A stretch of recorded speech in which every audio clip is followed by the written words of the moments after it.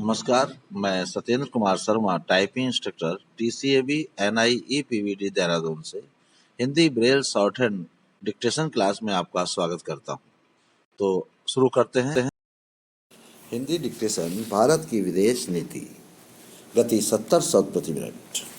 किसी देश को अपना स्वतंत्र अस्तित्व बनाए रखने के लिए अंतर्राष्ट्रीय संबंधों को सशक्त रूप देना आवश्यक होता है। विदेश नीति उन संबंधों की दिशा तय करती है। स्वतंत्रता से पूर्व भारत की कोई विदेश नीति नहीं थी, क्योंकि भारत ब्रिटिश सत्ता के अधीन था।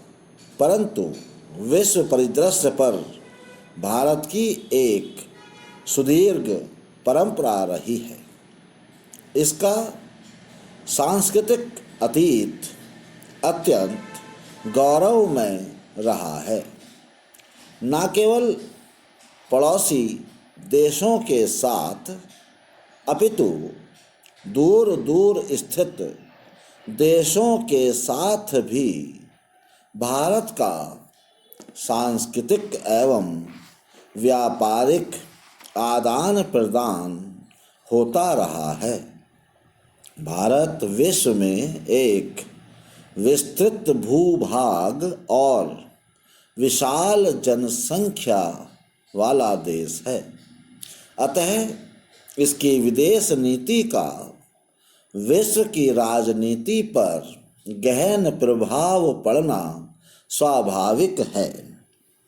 इसीलिए सितंबर 1946 में अंतरिम सरकार की स्थापना होते ही स्वतंत्र विदेश नीति के निर्माण का कार्य प्रारंभ हो गया।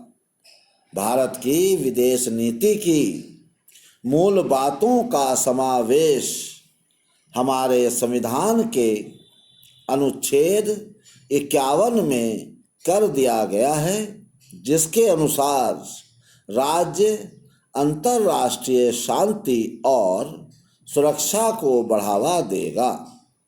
राज्य राष्ट्रों के मध्य न्याय और सम्मान पूर्वक संबंधों को बनाए रखने का प्रयास करेगा। राज्य अंतर्राष्ट्रीय कानूनों तथा संधियों का सम्मान करेगा तथा राज्य अंतर्राष्ट्रीय विवादों को पंच निर्णयों द्वारा निपटाने की रीति को बढ़ावा देगा। विश्व राजनीति में भारतीय दृष्टिकोण मुख्यतया असंलग्नता अथवा गुट निरपेक्षता का रहा है। गुट निरपेक्षता गुटों की पूर्व उपस्थिति का संकेत कर देती है।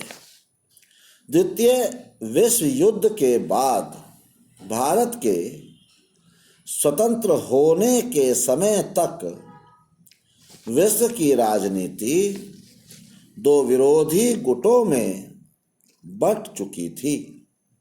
पूंजीवाद के प्रतिनिधि के रूप में एक गुट का नेता संयुक्त राज्य अमेरिका था और साम्यवाद के प्रतिनिधि के रूप में दूसरे गुट का नेता सोवियत संघ था। विश्व के अधिकांश राष्ट्रों के इन दो विरोधी खेमे में विभाजित हो जाने से भीषण शीत युद्ध प्रारंभ हो गया। शीत युद्ध का क्षेत्र विस्तृत होने से तीसरे विश्व युद्ध की आशंका बढ़ने लगी। अतः भारत ने दोनों गुटों से पृथक रहने की नीति अपनाई। इसे ही गुट निरपेक्षता की नीति के नाम से जाना जाता है। भारत की गुट निरपेक्षता स्विट्जरलैंड की तटस्थता के समान नहीं है और ना यह एक स्थायी तटस्थता है। इसका अर्थ है गुटों से पृथक रहना, शीत युद्ध में भाग ना लेना, प्रत्येक अंतर्राष्ट्रीय समस्या पर गुण दोषों के आधार पर निर्णय लेना और विरोधी गुटों के बीच संतुलन बनाए रखना। भारत की गुटनिरपेक्षता की नीति अपनाने के कई कारण हैं। प्रथम तो किसी भी गुट में शामिल होकर अकारण ही भारत विश्व में तनाव की स्थिति पैदा करना उपयुक्त नहीं मानता। तो आज के लिए बस इतना ही। धन्यवाद।